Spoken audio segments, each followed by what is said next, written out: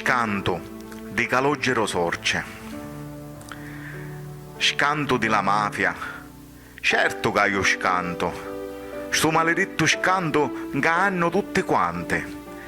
E io ho denunziato Pizzo e la mafia, e in tanti tribunali ho pure testimoniato. Ma più che della mafia mi scanto delle colleghe, di chi d'imprenditura che pagano e pure negano. Minacce ne ho avuto per mia e la mia famiglia, ma hanno bruciato case, cantere e pure ufficio.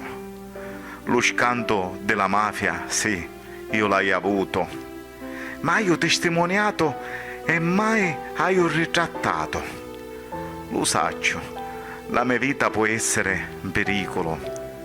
Io non pago pizzo, solo per le mie figlie. Mi avvelenaro cane nella casa do cortile. Aveva la scuma a mucca, sapeva di scicchinina. Quando tu denunzi, sei eroe, ti sono vicine. Ma quando torni a casa, ti lasciano al tuo destino. E la vostra imprenditura ti levano un saluto e ti evitano pesciata, come se fosse un appestato. Ma vai a testa avuto e ascolto la mia coscienza, a mia di chi sta gente non me ne fotte niente. Un'esciata che spunta, subire e poi pare. Utra senta sta agia non può più scappare.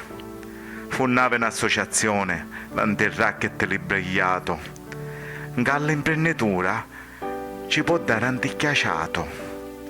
Che va contro la mafia e ogni organizzazione, contro le sue minacce, l'usura e l'estorsione.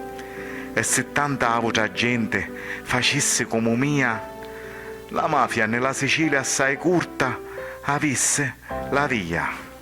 Sogno scrittore e poeta e scrivo le cose lecite e porto avanti lo nome e tutte le mie principi. E sogno un uomo onesto che volesse benestare nesta mia bella Cenagria, terra di sole e di mare. E ogni giorno che passa e vedo di nuovo lo sole, talio la mia famiglia e ringrazio lo Signore, perché che fa bene certe volte muore ammazzato, e nesta mia Sicilia spesso a così fa la mafia.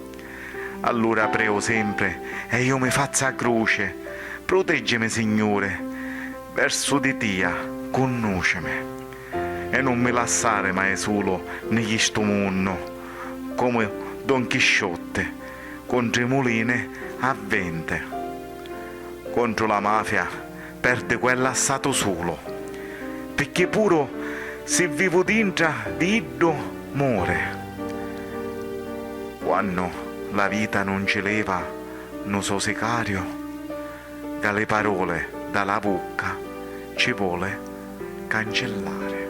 Grazie di cuore, Calogero Sorce, una poesia dedicata alla mia vicenda che mi emoziona tantissimo e mi commuove. Grazie amico mio, grazie di cuore.